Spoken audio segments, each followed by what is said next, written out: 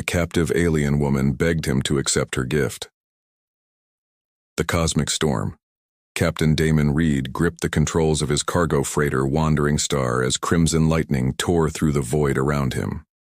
The nebula of whispers had been calm when he'd entered it 3 hours ago, but cosmic storms could spawn without warning in this treacherous region of space.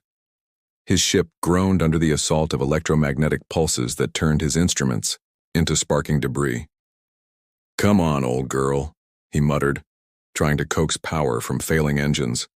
"We've been through worse than this." But even as he spoke, Damon knew this storm was different. The lightning wasn't random. It moved in patterns, almost like a living thing hunting through space. His cargo hold full of rare crystals from the outer rim wouldn't matter if he became another ghost ship drifting in the nebula's embrace. Flash of silver caught his eye through the viewport. Another ship, sleek and organic-looking, danced between the lightning strikes with impossible grace. It moved like a fish through water, riding the storm's currents rather than fighting them. Damon watched in amazement as the vessel approached, its hull shimmering with bioluminescent patterns. His comm system crackled to life. "Human vessel, your engines are failing. Prepare for emergency docking." The voice was melodic, distinctly feminine, with an accent he'd never heard before. "Who is this?" Damon asked. But the mysterious ship was already extending what looked like living tendrils toward his hull. Instead of the harsh clang of metal docking clamps, he felt a gentle embrace as the tendrils wrapped around his ship. "I am Lyrelei of the Astrian Navigators," came the voice again. "Hold still while I guide us to safety." Damon had heard whispers of the Astrians in spaceport bars, a nomadic people who could navigate by starlight alone, reading cosmic currents like ancient sailors read ocean winds. Most traders dismissed such tales as spacer mythology, but as his ship moved smoothly through the deadly storm, he began to believe. They emerged from the nebula into calm space, where a small asteroid provided shelter. The Astrian ship released, his vessel gently, and Damon found himself staring at a craft that seemed grown rather than built, its hull rippling with soft light. "Permission to come aboard?" The voice was closer now, coming from his airlock. Damon opened the hatch to find himself face to face with the most beautiful woman he'd ever seen. Lyrelei stood barely 5 feet tall, with skin that held a subtle luminescence and hair that shifted color like starlight through prisms. Her eyes were the deep purple of space between galaxies, and when she smiled, he felt his heart skip. "Thank you," he managed. "You saved my life." She stepped into his ship, with fluid grace, her simple traveling clothes unable to hide her elegant bearing. "The storm would have torn your vessel apart within minutes. Your people build strong ships, but you don't understand how to listen to space itself." "And you do?" Lyrelei moved to his damaged navigation console, running her fingers over the burnt circuits. Where she touched, faint patterns of light appeared. "My people are born to the stars. We feel their songs, follow their dances." Her expression grew troubled. "Though I am fleeing from my own stars now." "Fleeing?" She turned to him and he saw pain behind her ethereal beauty. "I am promised in marriage to unite 2 great houses, to end a war that has lasted 3 generations. But the match would bind me to a man who sees stars only as tools for conquest." Her voice dropped to a whisper. "I cannot navigate for those who would use my gift to bring darkness to the galaxy." Damon found himself stepping closer. "Where will you go?" "Anywhere but home." Lyrelei's eyes met his. "I offer you a bargain, Captain Reed. I can guide you through regions no human ship has ever traveled, show you trade routes that exist only in starlight. In return, give me passage to freedom." He should have been cautious. She was clearly running from something significant, and harboring a fugitive could mean trouble. But looking into her luminous eyes, feeling the warmth of her presence fill his lonely ship, Damon made the easiest decision of his life. "Welcome aboard the Wandering Star, Lyrelei. Let's see where the stars want to take us." The Dancing Stars. 3 days into their journey, Damon found himself completely enchanted by his mysterious passenger. Lyrelei had guided them through hyperspace, routes that didn't appear on any star chart, following cosmic currents only she could sense. Her presence had transformed his utilitarian cargo ship into something magical. She'd coaxed his failing hydroponic garden back to life with gentle songs, and the sterile corridors now glowed with bioluminescent patterns she created with her touch. "We need supplies," Damon announced as they approached the Celestia Prime system. "The floating market there is neutral territory. No questions asked, no records kept." Lyra Lay's luminous skin dimmed with worry. "Markets are dangerous for my kind. Too many eyes, too many ears." "Then we'll make sure no one looks too closely." Damon turned to face her fully. "Trust me." The floating market of Celestia Prime was a wonder of engineering and commerce. Dozens of interconnected platforms drifting in synchronized orbit around a gas giant. Ships from across the galaxy docked here to trade everything from exotic spices to illegal weaponry. Damon had done business here for years, but seeing it through Lyra's eyes made it seem new again. "Your people build such chaotic beauty," she whispered, watching the swirling patterns of ships and platforms. "Like a metal constellation in constant motion." They docked at Platform 7, and Damon immediately sensed trouble. The usual crowd of diverse traders was dominated by figures, in crimson armor, Astrian military. His blood ran cold when he spotted their leader, a tall, devastatingly handsome man with the same luminous skin as Lirelai, but his bore intricate silver tattoos that marked him as nobility. "Prince Gavros," Lirelai breathed, shrinking against Damon's side. "He's found me." Beside the prince stood a fierce Astrian woman in hunter's leathers, her violet hair braided with tracking crystals. And Kestra, the greatest huntress of the stellar courts. They won't give up easily. Damon's mind raced. Running would only confirm their suspicions. "Quick, we need a story. What would make them believe you're here legally?" "Marriage bonds," Lyrelai said desperately. "Astrian women who marry outside our people are protected by ancient law, even from princes." "Then we're married." Damon took her hand, surprised by how natural it felt. "Follow my lead." They walked through the market arm in arm, Damon making loud conversation about their honeymoon trading expedition.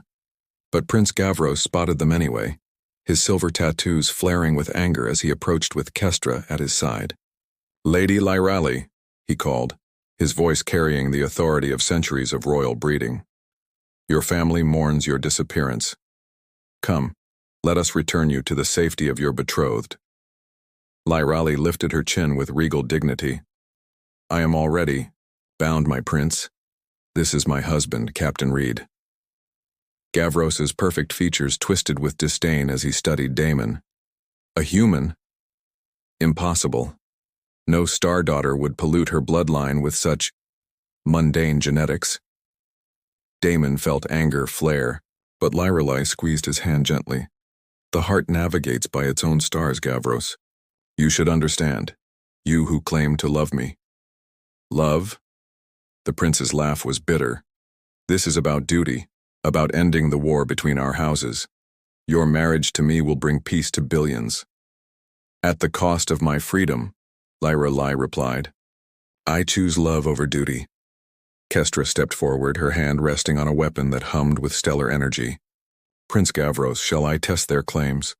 A true marriage bond would show in her star signature." Damon's heart pounded, but Lyrelai surprised him by pulling him toward a group of musicians playing traditional Astrian melodies. "Then let us prove it," she declared loudly, her voice carrying across the platform. "We shall dance the star-binding ceremony for all to witness." The crowd gathered, intrigued by the spectacle. Damon had no idea what he was doing, but as the ethereal music began, Lyrelai placed his hands on her waist and began to move. It wasn't like any dance he knew. It was like floating through space itself, following gravitational currents and stellar winds. "Look into my eyes," she whispered. "Let me guide you through this as I guided your ship." As they danced, something extraordinary happened. The bioluminescent patterns on Lyrelai's skin began to respond to Damon's touch, creating spirals of light that matched their movements. The crowd gasped as stars seemed to dance around them, projected from Lyralei's gift but somehow enhanced by their connection. Impossible, Gavros breathed, his silver tattoos pulsing with shock. The stars themselves acknowledged their bond. The dance reached its crescendo, and Lyrelei pressed her forehead to Damon's. In that moment he felt something shift between them. What had begun as desperate pretense became startlingly real. The connection was electric, cosmic, as if the universe itself had orchestrated their meeting. When the music ended, the crowd erupted in cheers. Even hardened smugglers and pirates seemed moved by what they'd witnessed. Kestra slowly removed her hand from her weapon, while Prince Gavros stood frozen in disbelief. "The star binding is complete," an elderly Astrian merchant announced reverently. "By ancient law, the lady is beyond your claim, Prince Gavros." As the crowd dispersed, Gavros approached them one final time. "This isn't over, Lyrelei. The war between our houses will continue, and the blood spilled will be on your hands." "Then perhaps," she replied with quiet strength, "it's time both houses learned to navigate by different stars." Later, as their ship jumped to hyperspace, Damon and Lyrelei sat in comfortable silence, both still processing what had happened. "Was any of that real?" Damon finally asked. Lyrelei's smile was radiant. "The most beautiful navigations often begin with following an unknown star, dear Captain. Where shall we let this one lead us?" The Memory Gardens. 2 weeks had passed since their escape from Celestia Prime, and Damon found himself falling deeper, in love with each passing day. Lyrelei had begun teaching him to read the subtle language of stars, showing him how cosmic dust patterns could reveal hidden trade routes and how the color of distant suns indicated the resources of their worlds. But more than that, she'd opened his heart to wonders he'd never imagined. There, she pointed to a shimmering planet that seemed to pulse with gentle light. Memorialis, the Memory Gardens. It's a sanctuary world where all species are welcome, and no weapons may function. As they descended through the atmosphere, Damon marveled at the landscape below. Vast gardens stretched across continents, each one containing crystalline structures that hummed with stored experiences and knowledge. Rivers of liquid light flowed between groves of trees whose leaves held the memories of civilizations. Elder Thane met them at the landing platform, an ancient being whose species Damon couldn't identify, with bark-like skin and eyes that held the depth of millennia. "Welcome, star-crossed travelers. I sense you seek more than mere refuge." "Ain't you?" The Elder's meditation grove, surrounded by memory flowers that bloomed with scenes from across the galaxy, Lyrelei shared her story. "I fled my world to escape an arranged marriage, but perhaps I was meant to find something greater." Elder Thane studied her with ancient wisdom. "Your gift is far more significant than simple navigation, child. The prophecies speak of a star weaver, who will unite scattered peoples through cosmic harmony, the way you danced with the human. I felt it even here, light years away. The stars themselves sang of your union." Damon felt a chill of recognition. "The light patterns when we danced. That wasn't normal, was it?" "No," the elder replied, gravely. "Such manifestations occur perhaps once in 1,000 generations. You two are bound by forces greater than romance. You are catalysts for a new age of understanding between species." Their peaceful respite was shattered 3 days, later by the arrival of a familiar ship. Captain Brick Morrison, a rival trader with whom Damon had tangled before, strutted into their garden sanctuary with a smug grin. "Well, well, Reed. Heard you'd gone native with some fancy alien princess." Morrison's eyes gleamed with greed as he studied Lyrelei. "Prince Gavros is offering quite a bounty for information about your whereabouts, enough to buy a whole fleet of ships." Damon stepped protectively in front of Lyrelei. "The Memory Gardens are neutral territory, Morrison. No conflicts allowed." "Not starting a conflict," Morrison shrugged. "Just sharing information. Already sent a message to Prince Gavros before I landed. Should be interesting to see how fast Astrian warships can travel." Elder Thane's expression darkened. You have violated the sacred neutrality of this place. The consequences. Save the mystical mumbo-jumbo, old man, Morrison spat. Some of us have a living to make. That evening, as warning alarms echoed, across the gardens announcing the approach of hostile vessels, Lirelai took Damon to a secluded grove where the memory trees glowed with scenes of ancient star maps. "I want to show you something precious," she whispered, placing her luminous hands on his temples.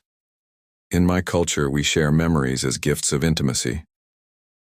Suddenly Damon was seeing through her eyes, flying through nebulae as a child, learning to read the song of pulsars, watching her first star dance with wonder and joy. But then came darker memories, the cold arranged marriage contract, the weight of duty crushing her spirit, the moment she decided to flee rather than become a political pawn. "Your turn," she said gently, and somehow he found himself sharing his own memories. The loneliness of space trading, the death of his parents in a pirate raid, the moment he'd first seen her ship dancing through cosmic lightning and felt his heart come alive. "We are truly bonded now," Lirelai said, tears of starlight trailing down her cheeks. "Whatever happens, we will always carry part of each other." The ground shook as Astrian warships landed in the valley beyond the gardens. Prince Gavros had arrived with a full battle fleet, his patience finally exhausted. Elder Thane appeared beside them, his ancient face grave. "The prince comes with legal writs from the Astrian High Court, claiming his betrothal takes precedence over your star binding. I cannot deny him entry to the gardens." Through the memory trees they could see Gavros approaching with Kestra and a squad of royal guards, but Lirelai stood tall, her skin blazing with newfound determination. "Then we won't be here when he arrives," she declared. "Damon, can your ship launch in 5 minutes?" "Always." He grinned, taking her hand. "Where are we running to this time?" "Not running," she corrected, her eyes reflecting the cosmic patterns she'd shared with him. "We're going to find others like us, mixed couples who've learned to love across the stars. If Elder Thane is right about the prophecy, we won't be the only ones touched by this cosmic awakening." As they raced toward the wandering star, alarms blaring behind them, Damon realized that their love had become something larger than just two hearts finding each other. They were part of something cosmic, something that could change the galaxy itself. "Next time," he called over the noise of launching engines, "let's pick a vacation spot that Morrison doesn't know about." Lirelai's laughter rang like music as they soared into the star-filled night, leaving Prince Gavros raging impotently in the garden below. Behind them, Elder Thane smiled knowingly as he watched their ship disappear into hyperspace, carrying its precious cargo of hope toward an uncertain but luminous future, the void between worlds. 5 years had transformed everything. Damon stood on the observation deck of their modified ship, watching his twin children play in the zero-gravity chamber. Stella moved like her mother, creating patterns of light with her fingertips, while Cosmos had inherited both parents' gifts. He could sense gravitational fields and bend them to his will, making small objects orbit around him like tiny planets. "They're growing so fast," Lirelai said, joining him at the viewport. Motherhood had only enhanced her ethereal beauty, and the bond between them had deepened into something that felt as eternal as the stars themselves. Their family had spent these years as nomadic traders, following routes that Lirelai navigated through her starsight. They'd found others like them, humans and Astrians who'd chosen love over politics, and had helped establish a quiet network of mixed families scattered across the galaxy's edge. But their peaceful existence shattered when the Crimson Nebula decloaked behind them. "Papa, why is that ship so angry?" 4-year-old Stella asked, her luminous eyes wide with innocent concern. Even at her young age, she could sense emotions, radiating from other vessels. The lead ship's communication crackled to life. "This is Pirate Queen Ravenna of the Void Raiders. Surrender your vessel and prepare to be boarded. We know what precious cargo you're carrying." Damon's blood ran cold. Rumors had been circulating through the underworld about hybrid children with extraordinary abilities. Apparently, those rumors had reached the wrong ears. Lirelai, take the children to the safe room, he ordered, but it was too late. The pirate ship's tractor beam had already locked onto them, and their engines couldn't break free. Queen Ravenna was a striking woman with cybernetic implants that glowed like artificial stars across her dark skin. She boarded their ship with a squad of heavily armed pirates, her augmented eyes immediately focusing on the children. "Magnificent," she breathed, watching Cosmos unconsciously make the nearby tools float in lazy circles. Do you know what collectors in the core worlds would pay for children who can manipulate fundamental forces? Governments would kill for such weapons. They're not weapons. Lirelai snarled, her skin blazing with protective fury. They're children. They're commodities, Ravenna corrected coldly. Extraordinary ones that will make me rich beyond imagination. The next few hours were a nightmare. The pirates transferred them to the Crimson Nebula, separating Damon and Lirelai from their children despite their desperate struggles. In the holding cell, Lirelai made a decision that broke Damon's heart. "I have to do it," she whispered, her hands glowing with stellar energy. "I can burn out my starsight, overload it to create an electromagnetic pulse that will disable their ship." "No," Damon grabbed her hands. "You'll lose everything that makes you who you are, your connection to the stars, your navigation abilities. What good are those gifts if I can't protect our children?" Tears of light streamed down her face. "Some sacrifices are worth making, my love." Before he could stop her, Lirelai pressed her palms together and began to sing. A haunting Astrian melody that grew in intensity until her entire body blazed like a newborn star. The ship's lights flickered and died as every electronic system overloaded. In the darkness, Damon heard the pirates shouting in confusion as their weapons failed, but the effort left Lirelai collapsed and unconscious, her luminous skin dim for the first time since he'd known her. Damon gathered his family and fought their way to an escape pod, launching just as the pirate ship's backup systems came online. They crash-landed on a small world that didn't appear on any star charts, a hidden planet covered in forests of crystal trees. But this world held a wonderful surprise. They weren't alone. Dozens of mixed families had found refuge here, creating a secret community of humans, Astrians, and other species who'd chosen love over the conflicts that raged across the galaxy. "Welcome to Haven," said Marcus Thornfield, a human who'd married a graceful being from the singing worlds. "We've been expecting you." "Expecting us?" Damon asked, helping the still weak Lirelai from their crashed pod. "The children's light show?" "When you escaped the pirates," explained Yara, Marcus's wife, her voice carrying harmonics that made the crystal trees chime. "We felt it across the system. Such power, such pure intention to protect family. It called to all of us who understand what it means to love across the stars." As they were welcomed into the community, Damon watched his children adapt with remarkable ease. Stella began teaching other hybrid children how to create light patterns for communication, while Cosmos discovered that the planet's crystal formations amplified his gravitational abilities in beautiful ways. But Lirelai struggled with the loss of her starsight. The woman who had once navigated by cosmic currents now stumbled in simple darkness. "I feel disconnected," she confided to Damon one evening as they sat beneath the planet's 3 moons. "Like I've lost the most fundamental part of myself."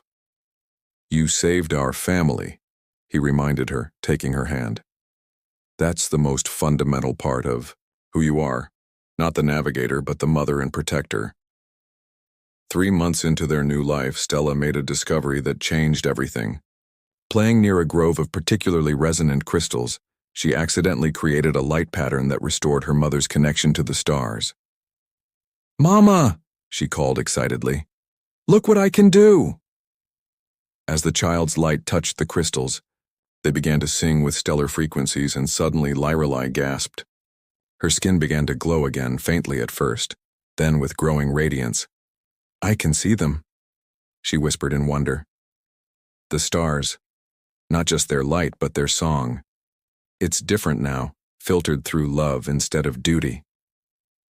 That night, as Cosmos and Stella played together, Their combined abilities created something unprecedented, a gravitational lens that focused starlight into new patterns, visible even from orbit. The display was so beautiful, so clearly artificial, that it would inevitably attract attention from the wider galaxy.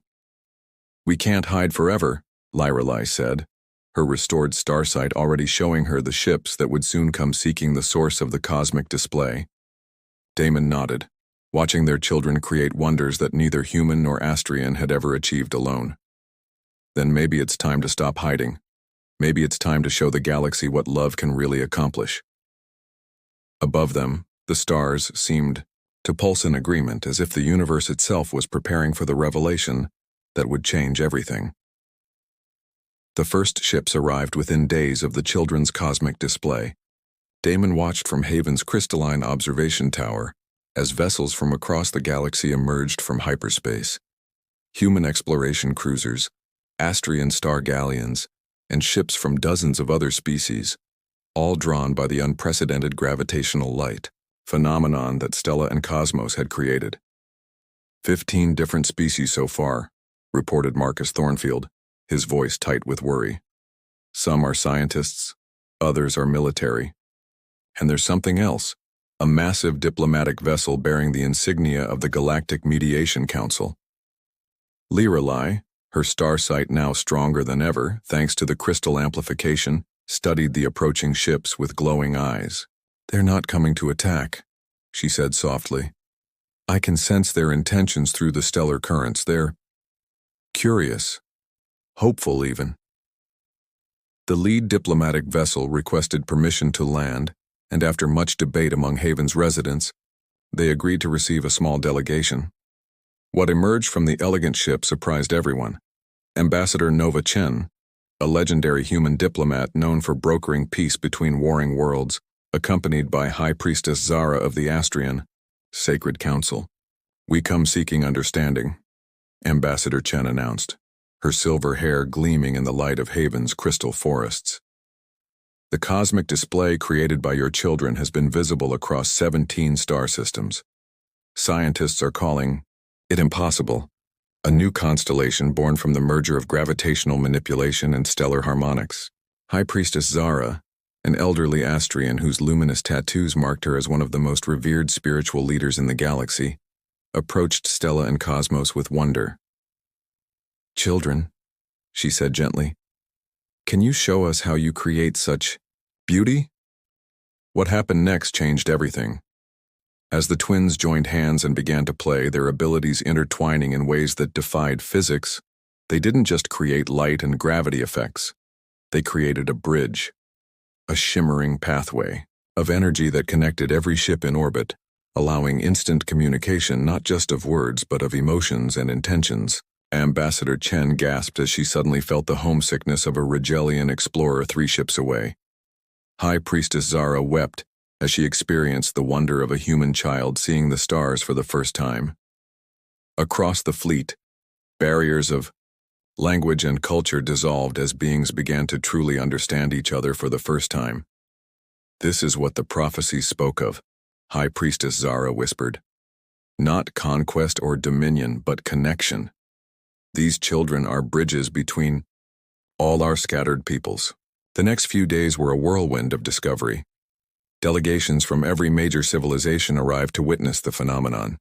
Scientists worked frantically to understand how the children's hybrid genetics allowed them to manipulate fundamental forces in ways that purebred humans or Astrians never could. But it was the emotional impact that proved most profound. When species that had been enemies for generations suddenly felt each other's pain and joy through the children's bridge, old hatreds began to crumble.